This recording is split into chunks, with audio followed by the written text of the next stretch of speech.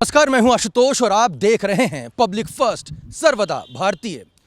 मध्य प्रदेश में भी चुनावों की तैयारियां बहुत तेजी से चल रही हैं। खासतौर पर भारतीय जनता पार्टी अपने घोषणा पत्र को लेकर विशेष समिति के जरिए तैयारियों में लगी हुई है। इस बार भारतीय जनता पार्टी अपने घोषणा पत्र में हर उस घोषणा को शामिल करना चाहेगी जो सीधे तौर पर जनता को प्रभावित करती है। वहीं दूसरी ओर कांग्रेस ने भी अपने वचन पत्र को लेकर तैयारियां शुरू कर दी है। लेकिन भारतीय जनता पार्टी की घोषणा पत्र में ऐसा क्या कुछ खास होने जा रहा है, हम समझने की कोशिश करेंगे। भारतीय जनता पार्टी की घोषणा पत्र समिति के सदस्य मनोज पाल जी यादव से। मनोज जी, आपका पब्लिक फर्स्ट में बहुत बहुत स्वागत है। धन्यवाद, आपको बहुत बहुत। मनोज जी, घोषणा पत्र को लेकर किस तरह की तैयारियां भारतीय जनता पार्टी कर रही है और क्या वो प्रमुख घोषणा रहेंगी जिसके बारे में आप यहाँ पर जनता को अंदाज़ा देना चाहेंगे? अभी हमारी प्रारंभिक बैठक हुई है, उसमें सीधा सा हम कार्यकर्ताओं के बीच में, हर वर्ग के बीच में जाने का प्रयास करेंगे। और पहली प्राथमिकता हमारी होगी कि हर वर्ग के व्यक्ति से, चाहे वो दलित हो, युवा हो, महिला हो, आदिवासी हो, सभी वर्गों के लोगों से हम सुझाव ले रहे हैं।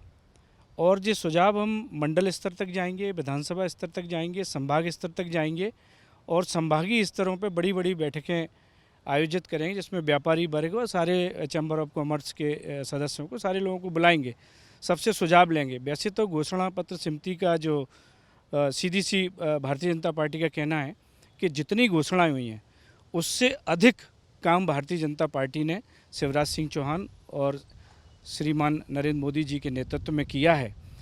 घोषणाओं के अलावा भी जो काम करते हैं हर वर्ग के लिए, वो सर्वविदित है। मनोज जी, पिछली बार कांग्रेस पार्टी ने 2018 में कर्ज माफ़ी का एक बड़ा नारा दिया था। राहुल गांधी ने मंदसौर में आके कर्ज माफ़ी का एक घोषणा की थी जो कि एक गेम चेंजर साबित हुई। भारतीय जनता पार्टी के पास इस तरह की कौन सी काट है कि अगर कांग्रेस पार्टी इस तरह की बड़ी घोषणा लाती है ना, एकदम सीधे तौर पर जनता को सीधे प्रभावित करती है, बड़े मासेस को प्रभावित करती है, ऐसी कोई घोषणा की तैयारी में लगी है भारतीय जनता पार्टी?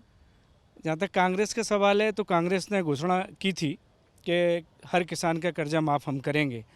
और अगर राहुल गांधी ने भोपाल की एक सभा में कहा था कि 10 दिन में अगर कर्जा माफ़ नहीं होगा तो मैं मुख्यमंत्री बदल दूंगा।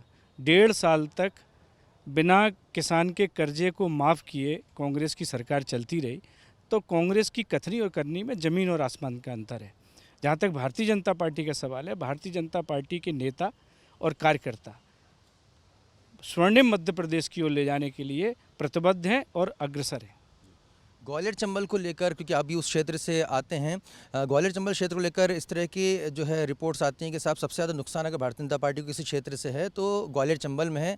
सबसे ज़्यादा एंटी इनकम्बेंसी वहाँ है और सिंधिया गुट और पहले की जो भारतीय जनता पार्टी के गुट के जो कार्यकर्ता हैं उनमें आपस में बन नहीं रही है।